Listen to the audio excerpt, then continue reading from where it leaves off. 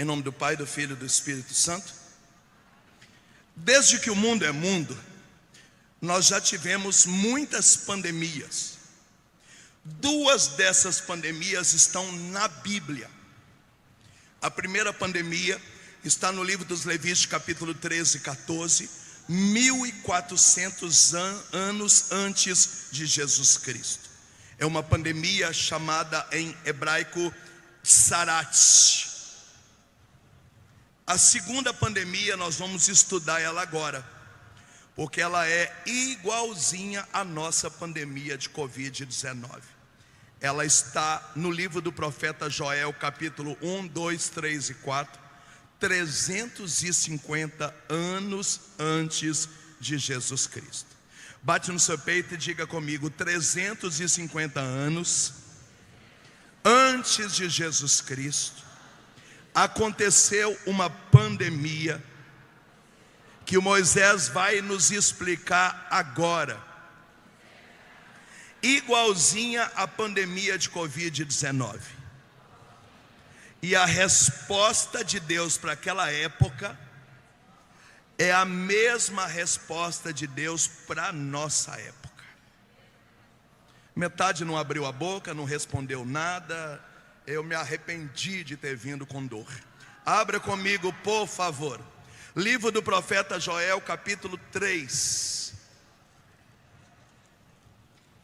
De trás para frente, Mateus, Malaquias, Zacarias, Ageu, Sofonias, Naum, Miqueias, Abidias e Joel. É o 12º livro de trás para frente. Joel, capítulo 3. Quem achou, diga amém.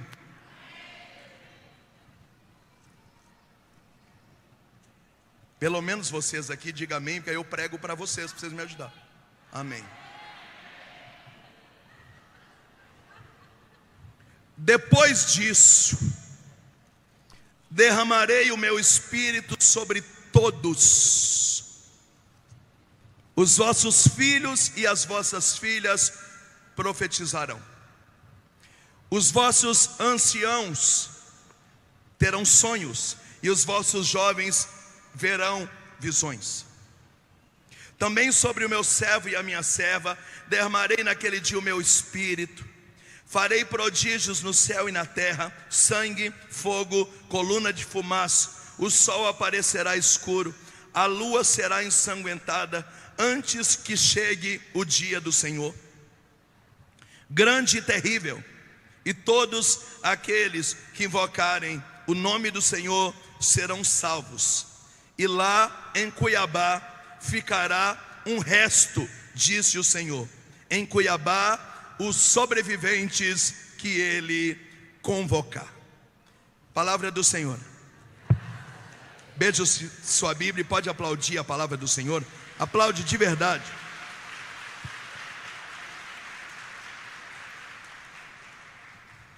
Portanto, nós estamos 350 anos antes de Jesus Cristo. De repente, Israel foi invadida por uma praga de gafanhotos.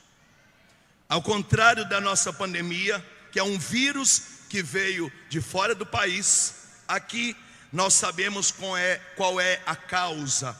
Os gafanhotos contaminaram o agronegócio. Não sabendo disso, a população começa a consumir a colheita contaminada.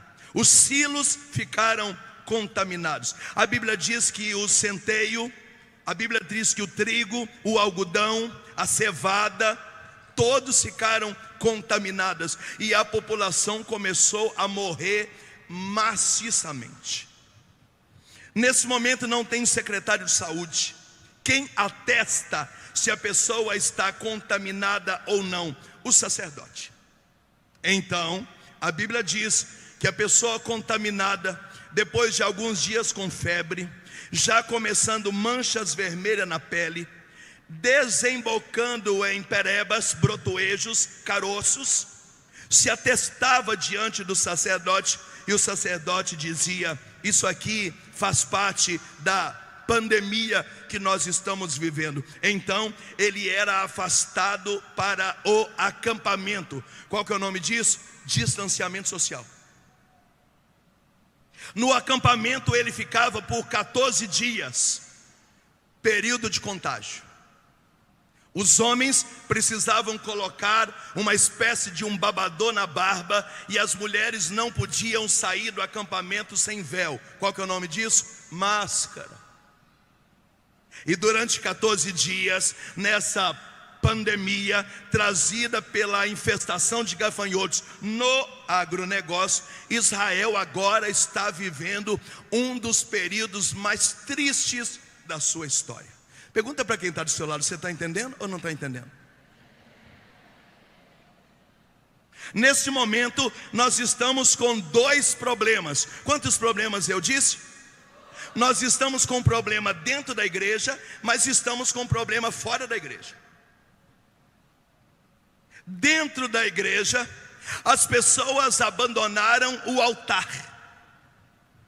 A Bíblia diz que o altar está rachado, cheio de teia de aranhas, não há mais azeite, não há incenso, não há sacrifício. Os sacerdotes abandonaram o próprio altar, trancaram o templo e foram embora. E Deus ficou tão triste, mas tão triste, que a Bíblia diz no livro do Joel, capítulo 2, se os sacerdotes, se os missionários da Canção Nova, se os profetas, se os pregadores, se os homens e mulheres de Deus se arrependerem, se colocarem a cara no pó, na porta do templo, quem sabe eles chorando na minha presença, eu decida a voltar a morar na minha própria casa. Deus ficou tão triste que ele foi embora da sua própria casa. Então não é simplesmente fecha a igreja. Deus não é mais adorado. E enquanto ele não é adorado, há um arrefecimento, um esfriamento generalizado. E você já sabe o tamanho da lambança que isso vai dar. O detalhe é que agora nem é o vírus. O detalhe é que dentro da igreja há um terrível esfriamento espiritual. Há uma letargia. O povo da igreja parece que não reza. O povo da igreja parece que não tem visão espiritual. O povo da igreja começa a ficar na internet só mandando videozinho. É vírus. É vírus. O povo está literalmente perdido. O altar está aposentado. Deus não é adorado. Deus está tão triste que ele foi embora da sua própria casa e disse: se vocês chorarem com a cara no chão, na porta do templo, quem sabe eu decida a morar de novo na minha própria casa. Bate no seu peito e diz: da porta para dentro da igreja tem um problemaço para resolver. Pode ser mais alto, diga: da porta para dentro da igreja tem um problemaço para resolver. Mas agora tem um problemaço também do lado de fora da igreja. Tem muita gente morrendo. E é por isso que o profeta Joel diz: chamai os enfermos. E aqueles que estão enfermos, diga: eu sou guerreiro também. Mesmo doente, contaminado, morrendo, perdendo parente, não fuja da guerra. Transformai os vossos arados, agronegócio, em espada. Transformai as vossas foices, agronegócio, em espada. E diga: eu sou guerreiro também. O profeta começa a chamar as pessoas doentes para dizer: gente, nós estamos numa batalha e vocês precisam lutar. Então é muito bonito alguns pregadores ou padres dizer para você, porque Joel capítulo 3 diz: chamai os valentes, e até o enfermo diga: eu sou guerreiro, aleluia. Não, mas tem um contexto. Não é quem está com dor de barriga se levante. Não, é gente morrendo, uma pandemia generalizada, uma infestação de gafanhoto, ninguém mais tem o que comer, e o Senhor está dizendo: fala para o povo que está contaminado, para ao invés de ficar com medo de morrer, que eles se levantem, porque nós estamos numa batalha. Pergunta para quem está do seu lado: você está entendendo alguma coisa ou já morreu?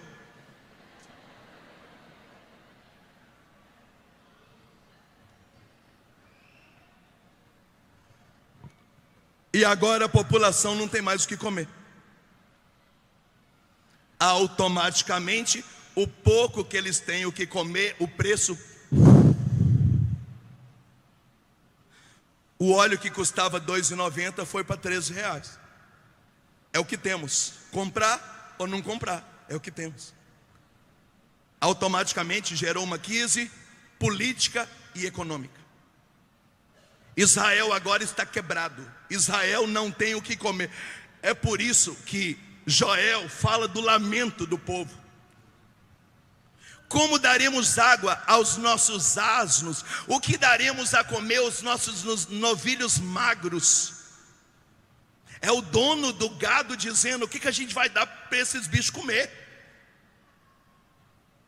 Porque não tem o que comer. É só comprar feno. É só comprar feno hoje no Mato Grosso. Naquela época o feno que era R$ 5 passou a custar R$ 100.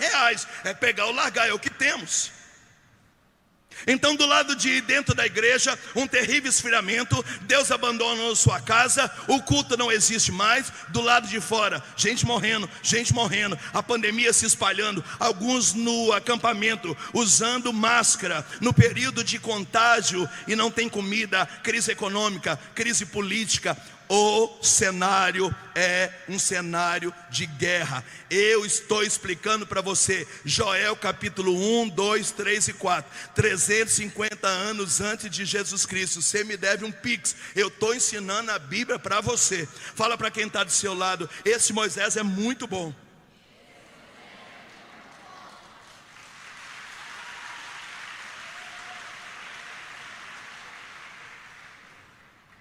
Só que aí existe um sacerdote, e o nome desse sacerdote é Betuel. E esse sacerdote tem um garoto, um filho.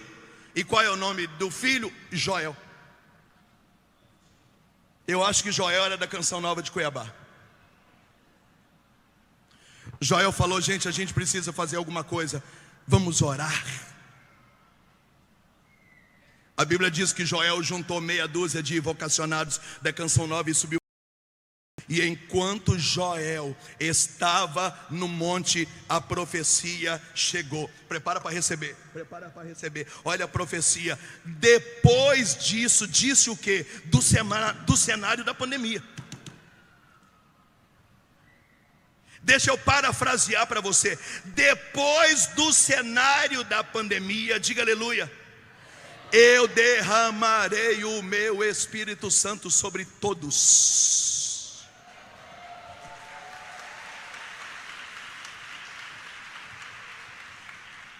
Aí você diz: o que é todos?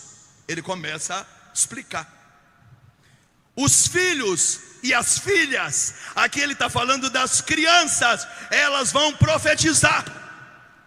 Depois do cenário da pandemia, haverá um derramamento do Espírito tão grande. As crianças e os adolescentes vão orar em línguas, e elas receberão o dom do Espírito Santo. Pode aplaudir, pode aplaudir.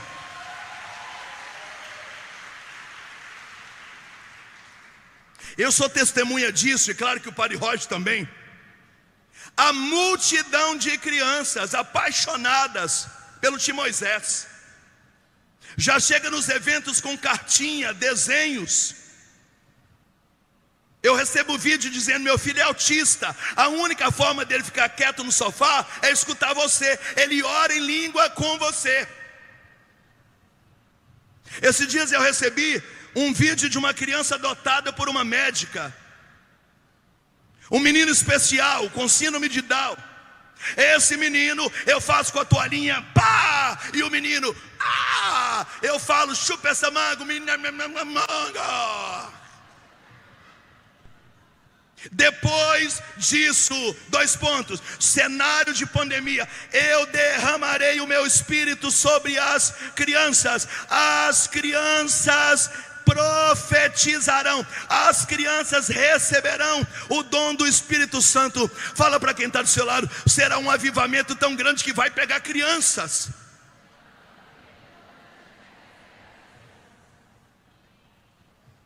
Ele continua explicando o que é todos.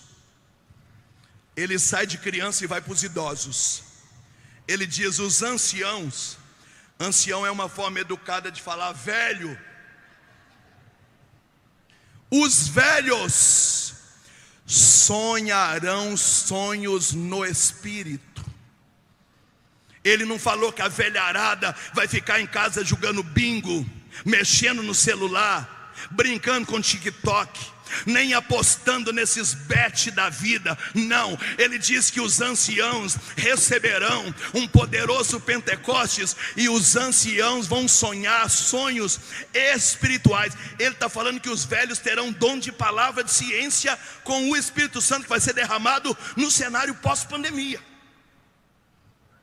Nem os velhos não falam aleluia. Vocês estão mortos, vocês estão mortos. Já me chamaram para voltar, nunca que eu vou voltar. Ele sai das crianças e vai para os velhos. Agora ele desce nos jovens. Os vossos jovens terão visões. Aquele jovem que não quer nem ir à missa, o derramamento do Espírito Santo pós-Pentecoste vai ser tão potente, mas tão potente. Os jovens da sua casa vão começar a ter revelações do Espírito dentro do quarto deles, dentro da sua sala, a caminho da faculdade.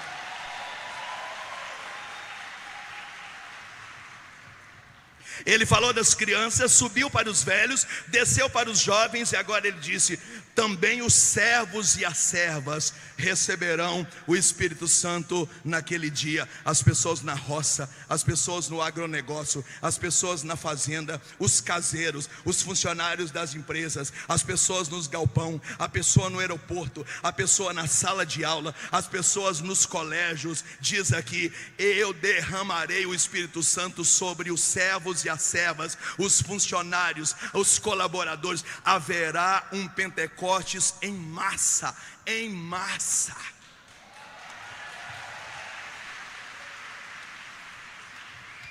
Diga comigo: depois do cenário da pandemia, haverá um poderoso Pentecostes, que vai pegar todo mundo, vai pegar as crianças, vai pegar os idosos, vai pegar os jovens, vai pegar os funcionários. Eu também farei prodígios em cima do céu e da terra: sangue, fogo, coluna, fumaça. O sol ficará escuro, a lua ensanguentada, e todos aqueles que invocarem o nome do Senhor serão salvos. E na canção nova de Cuiabá ficará um pequeno resto, diz o Senhor: os sobreviventes que eu invocar na minha presença. O sobrevivente. Eu acho que você não entendeu o que eu disse. Eu disse que a resposta do céu em todo cenário pós-pandemia é um poderoso derramamento do Espírito Santo. Diga comigo: nós estamos com problema dentro da igreja, nós estamos com problema fora da igreja. A pandemia se espalha, os gafanhotos comem o agronegócio. Alguns estão no acampamento, no isolamento social, usando máscara no período de contágio. Deus não é adorado na sua casa. Inclusive ele foi embora da sua casa. Os enfermos são chamados a entrar na batalha. Há uma crise política, moral e financeira. E o filho do sacerdote, o Josué, não é, o Joel, vai orar lá em Cuiabá. E Deus diz para ele que depois da pandemia haverá um Pentecostes que incendiará o estado do Mato Grosso.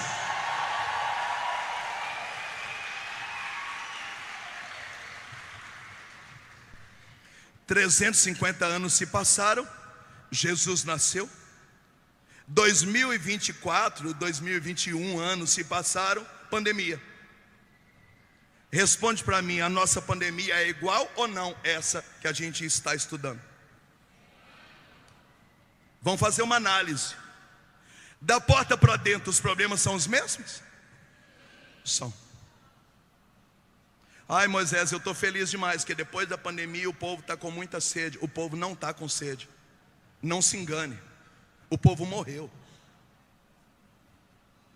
Quando você vai numa missa que tem 5.000 pessoas, não fique feliz. E eu não estou sendo negativista, eu estou sendo realista.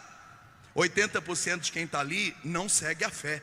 Está ali porque está precisando, está ali porque vai ter prova, está ali porque vai ter Enem, está ali porque descobriu um câncer, está ali porque a barriga está doendo. 80% de quem está na igreja não está vivendo a fé. Ou seja, a igreja está cheia de gente, mas está vazia de catolicidade.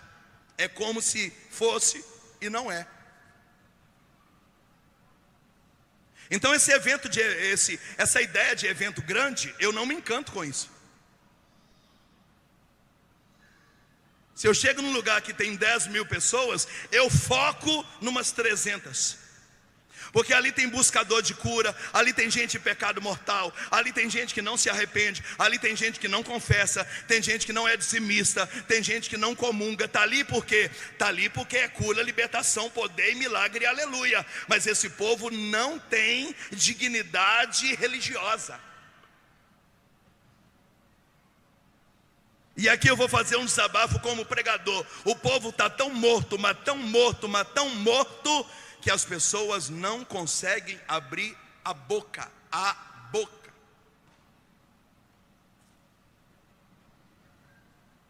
As pessoas não conseguem ficar acordadas. Como é que você vai receber uma pregação madura? Diga amém. Processar a pregação madura? Diga amém. Subir a sua caminhada de nível? Diga amém.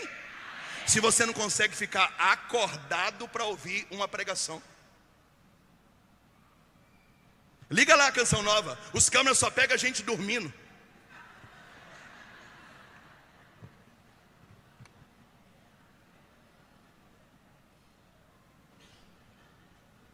Ah, Moisés, porque nós viemos de longe. Isso não é desculpa. Fica em pé ali, ó. Lava sua cara. Joga água na cara. Fica em pé ali, ó. Mas aí você vai se esparramando na cadeira, vai deitando no ombro. Aí eu falo amém, a pessoa, amém.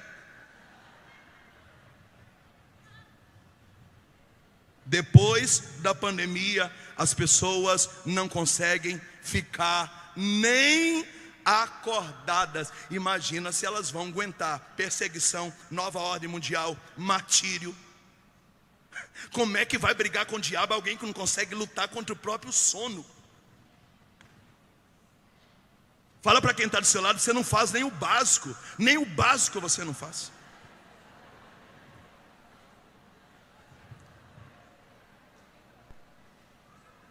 Eu tenho ficado muito irritado, muito. Porque imagina você sair de casa doente, viajar o dia inteiro para chegar num lugar para pregar para a família dos outros e deixar a minha família em casa morrendo de saudade, semanas e semanas que nem namorar ou não namoro, vivendo castidade por causa do evangelho. Aí eu com a garganta machucado falo, vamos orar pela sua família, levanta o braço. Levanta o braço.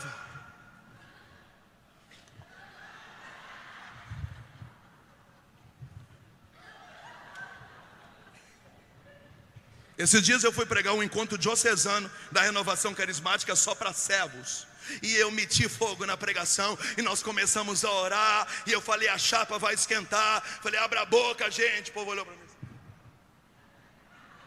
Daqui a pouco metade sentou, metade foi para o banheiro. Já tinha gente na fila para comprar pastel, para pegar o pastel primeiro.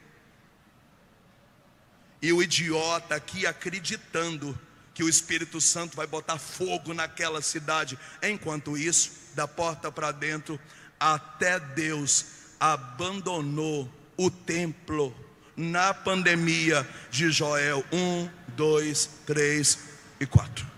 Alguém está me ouvindo ou não? Fala para quem está do seu lado, eu estou com vergonha de você. Você não consegue ficar acordado. Você não dá um glória. Você não consegue levantar o braço. Você não consegue aplaudir. Você não consegue ajoelhar na consagração. Morto.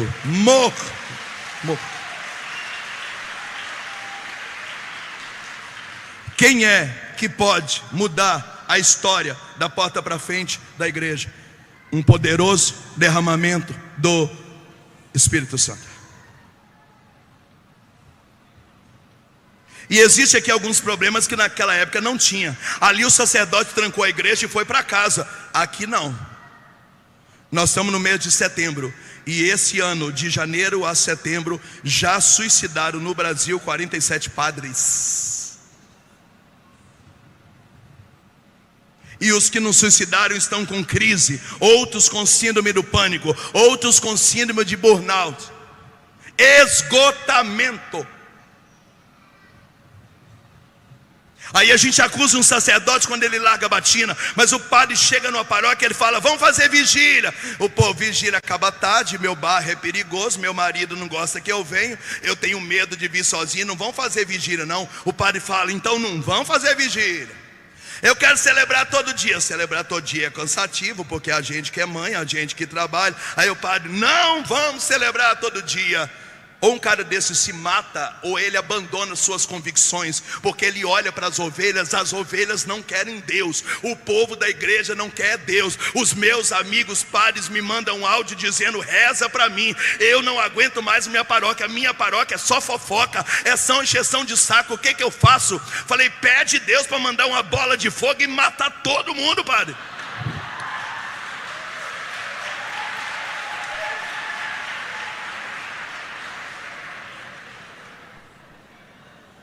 Fala para quem está do seu lado: você é terrível.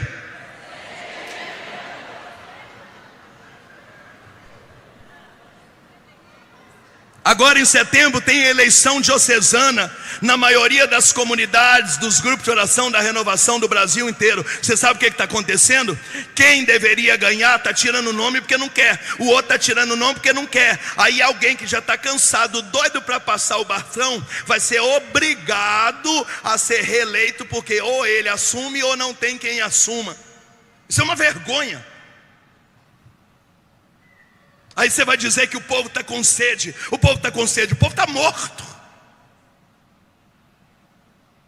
O povo está com sede é lá em Luanda, onde é que eu fui. Porque marca de começar às 7 horas, 5:30 da manhã, o lugar não cabe de gente. E o povo está cantando e dançando, cantando e dançando. Esse povo não vai no banheiro, esse povo não come, esse povo não quer intervalo, esse fica o dia inteiro jogando miduim, que eles chamam de manjuba, na boca. Esse povo quer Deus. E eles olham e falam: missionário, nos forme, nos forme. Aquele povo custando entender a minha língua, com caneta e caderno na mão, anotando tudo. E acaba 5 horas da tarde, esse povo não vai embora. 10 horas da noite, esse povo não vai embora. Você começa na segunda com 800 pessoas, quando chega na sexta é 5, 6, 7 mil pessoas. Aqui o encontro é 8 às 5, você vai depois do almoço, porque já fica para a missa, já vai de bermuda, não leva uma Bíblia, não sabe de nada o que está acontecendo. Aí você vai dizer que o povo está com sede? Ah, bate na minha cara. A última vez que eu fui na África me deu vontade de morar lá. Pessoas me abraçando com um cheiro forte, esgoto passando na rua. Crianças que o padre dá meio pão e eles agradecem o pão. Aqui falta meia hora para a pregação acabar, já tem gente na fila da Mamitex para poder comer primeiro. Parece um bando de gente esfomeado. E isso é o povo da igreja. Fala para quem está do seu lado: eu estou com vergonha de você.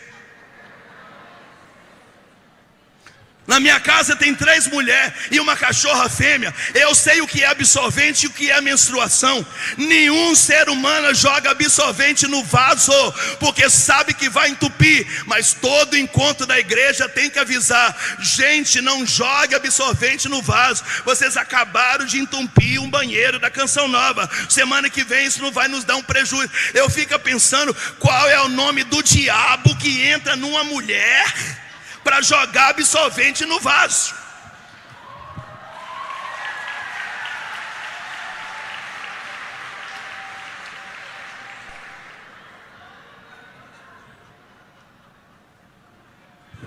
Alguém me ouve ainda? Diga comigo: da porta para dentro.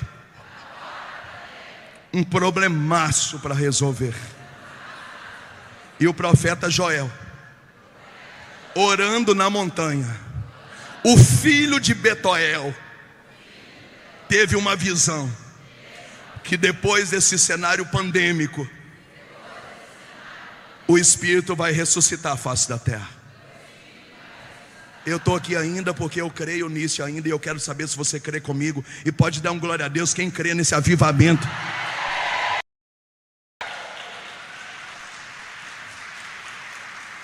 Só que agora nós temos um problema também fora da igreja. Crise política. Porque antes era esquerda e direita, agora a esquerda está dividida, a direita dividiu em extrema direita, que está dividida entre direita e extrema direita, direita do lado, direita do triângulo, direita do retângulo, direita de cima, direita embaixo. Agora o centro não é mais centro, que é centro, centrão, centro pendendo para a direita, centro, e essa confusão, e esse povo vai assistindo vídeo de Brasília e não sabe mais o que fazer da vida. Crise política, crise financeira, dinheiro não dá para nada. E o povo vai sendo enganado. Passagem aérea, qualquer passagemzinha, 2 pau. E os aeroportos lotados de gente, porque pobre é assim, é em 12 vezes no cartão. É 12 vezes, mas é 12 vezes 212. Quanto dá? 2 pau e meio.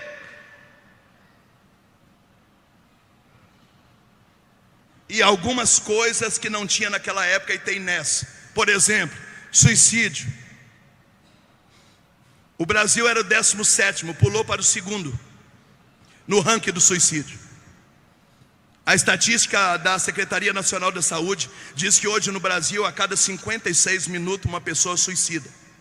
Eu fiz uma pregação de 50 minutos. Alguém suicidou enquanto eu fiz a primeira pregação. E essa eu tenho 45. Na hora da oração do Padre Roger, alguém estará suicidando. Misericórdia, não é misericórdia, não é dados. Durante 1 hora de pregação, alguém vai se matar nesse país. E nessa pandemia não tem isso. Na nossa tem. Eu criei um celular business só para atender pessoas. Eu puxo casos graves para mim e atendo via WhatsApp. Eu recebo 100 pedidos de ajuda por dia. É só caso que até Deus duvida. Eu leio as mensagens dizendo: o ser humano virou bicho. Moisés, o meu marido quer outro homem com nós dois na cama. O que eu faço? Falei: pega uma tesoura de catagrama, capa ele, poda ele, faz alguma coisa, chama a polícia.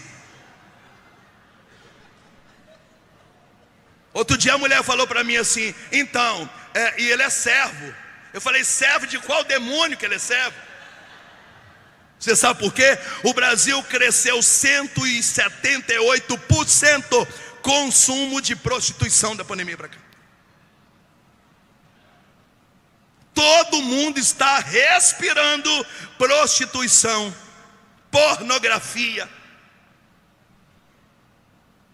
E aí antigamente isso era um vício só masculino, mas agora os homens estão pedindo ajuda para mulheres viciadas em pornografia. É uma coisa do cão. Nessa pandemia não teve, na nossa tem. Quem vai poder fazer algo no meio desse lixo que o ser humano está vivendo igual bicho? Só o Espírito, ninguém mais consegue fazer alguma coisa. Agora nós estamos aí na moda dos bets.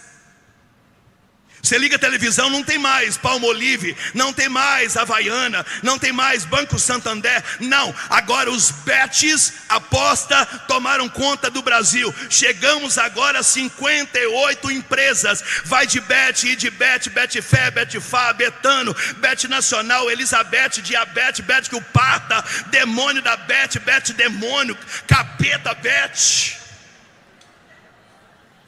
E o ser humano não consegue entender que isso é uma armadilha. Na minha fazenda de drogados já passaram 3.000 homens em 22 anos. Agora nós estamos recebendo 5 pedidos de ajuda por dia. E não é por causa de vício de droga. É gente viciada nessa desgraça de apostar na internet.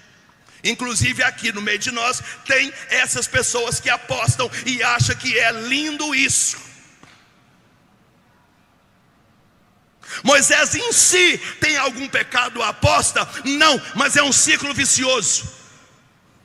Porque você aposta 200, aí você perde, aí você quer recuperar os 200, aí você ganha 130, aí você dobra a aposta, aí você ganha mais 100, aí você perde, aí você entende que é possível de recuperar. Você não consegue sair disso, não consegue. E o povo da igreja trabalha a semana inteira para chegar na sexta-feira imbecilmente e postar que sextou. E sextou te lembra chopp, sextou te lembra cerveja, que te lembra música de corno, que só fala de motel, que só fala de traição, que só fala de adultério, de gente rindo alto e assando boi na brasa. E sextou, e bete, e vai apostando. E aí segunda-feira a vida começa tudo de novo, e você na esperança que vai ganhar na Mega Sena. Porque quando eu ganhar na Mega Sena, quando eu ganhar, eu quero que você morra longe de mim, bem longe de mim. Porque a única receita bíblica para sucesso financeiro é pagar o dízimo. O resto é conversa para boi dormir. Está entendendo, irmão? Pergunta para quem está do seu lado: você está vivo ou já morreu? Moral da história: nós estamos criando uma geração de gente delinquente. Outro dia o padre mandou o sobrinho dele me buscar no aeroporto. Ele falou: Moisés, para que eu vou trabalhar? Eu ganhava 2 pau por mês trabalhando de sol a sol. Mais vale alimentação e mais vale transporte. Hoje, com 3 computadores e 2 celulares no ar-condicionado na minha casa, eu ganho 3,5 só apostando. Não teremos mais servente pedreiro, não teremos mais pedreiro, não teremos mais bombeiro, não teremos mais encanador, não teremos mais gente para trabalhar na gráfica, não teremos mais mecânico para consertar carro, não teremos mais pessoas para consertar um notebook, não teremos mais cozinheira para trabalhar em restaurante, porque o diabo colocou no mundo a ideia de que com um celular na mão você não precisa trabalhar. Dinheiro fácil, e essa merda entrou dentro da igreja. Dinheiro fácil, vamos apostar, vamos aplicar e vamos fazer dinheiro. O nome disso é idolatria. É idolatria. Pergunta para quem está do seu lado: você está vivo ou você morreu? Síndrome do pânico explodiu. Depressão explodiu. 73% da população, ansiedade. Casamentos vivendo mal. Hoje a cada 10 casais que se casam, só 2 se casam na igreja, e um casal se separa até o 3º ano de casado. A família está acabada. Por isso que Nossa Senhora disse em Fátima que a batalha final será entre o diabo e o casamento, entre o diabo e a família. Nós estamos na batalha final. Quem é que pode mudar esse cenário de guerra, essa cena de guerra? O Espírito Santo. Fala para quem está do seu lado: ou o Espírito Santo vem, ou nós estamos ferrados. Diga para quem está do outro lado: ou o Espírito Santo vem, ou eu não sei mais o que fazer, porque o trem está feio. Sinta-se mineiro aí, diga: o trem está feio. Quem está entendendo a minha pregação, diga aleluia. Eu tenho 10 minutos para acabar, presta atenção nos meus raciocínios. Faz aí falsos.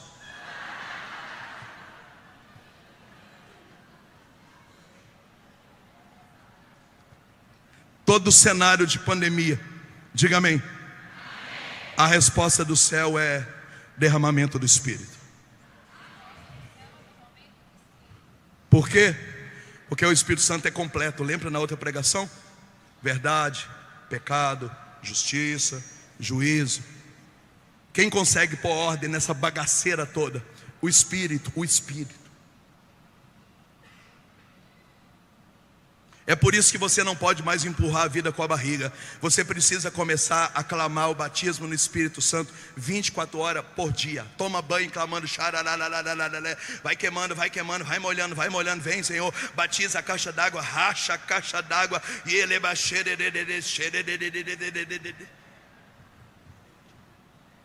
escova o dente, fala, toma café,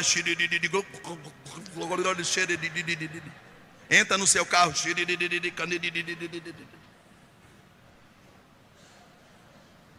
pode ser que tenha no meio de nós alguém metido a estudar dizendo: tá, Moisés, mas o profeta Joel viu um derramamento do Espírito Santo para aquela pandemia 350 anos antes de Cristo. que relação é essa que você está fazendo, que a pandemia é igual e que o Espírito Santo é a mesma resposta? A relação não é minha, a relação é do apóstolo Pedro. Presta atenção em mim e prepara para aplaudir. No dia de Pentecostes, Pedro ficou chapado. Ele está tão doido, mas tão doido, mas tão doido, mas tão doido, que ele meteu o pé na porta e fez uma pregação metralhadora. Em 15 minutos ele resumiu 700 anos de história. E de repente ele diz assim: por que vocês estão assustados?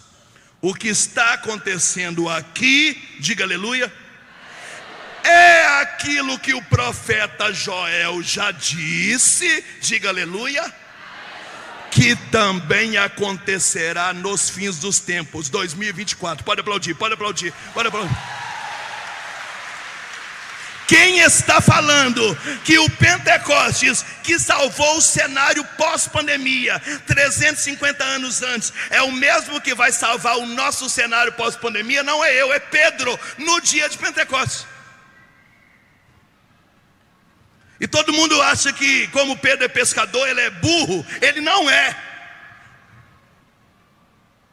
Pedro, olha, o que está acontecendo aqui já aconteceu lá, diga aleluia. E se houver uma outra pandemia, também acontecerá lá. Antes que chegue o grande dia do Senhor, o Espírito Santo será derramado sobre toda a carne. Vai pegar as crianças que vão profetizar, vai pegar os idosos que terão sonhos espirituais, vai pegar os jovens que terão visões. Eu vou derramar o Espírito sobre os servos, as servas, no galpão, nas oficinas, nas fazendas, nas roças. E lá em Cuiabá sobrará um pequeno resto. Qual é o nome desse pequeno resto? O povo do avivamento no Espírito Santo.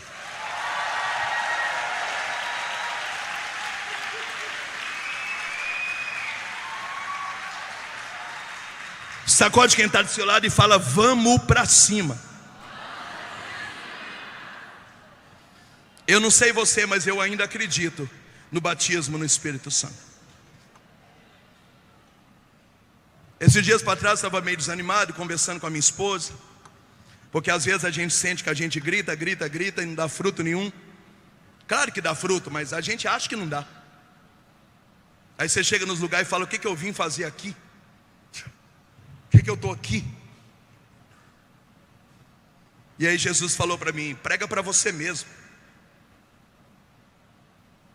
Prega como se estivesse pregando para você mesmo, porque se ninguém tomar posse da mensagem, pelo menos você se manteve aceso no fogo mais um dia. Então quando eu prego pensando que se você não quiser entender nada disso, azar é seu, é mais um dia que eu estou no fogo. E amanhã eu vou fazer isso lá no Paraná, e se ninguém no Paraná me ouvir, é mais um dia que eu estou no fogo. E daqui 70 anos eu quero estar no fogo, e daqui 80 anos eu quero estar no fogo, como esse homem que não saiu do fogo.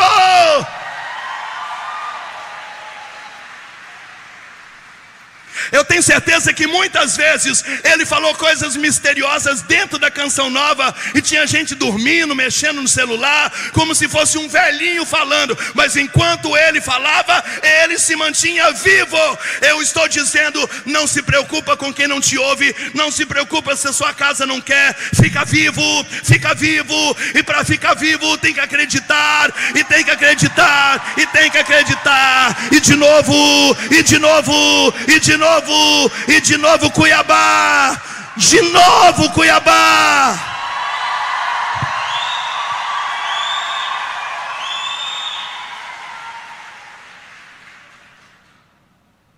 Esse é o sentimento que eu tenho.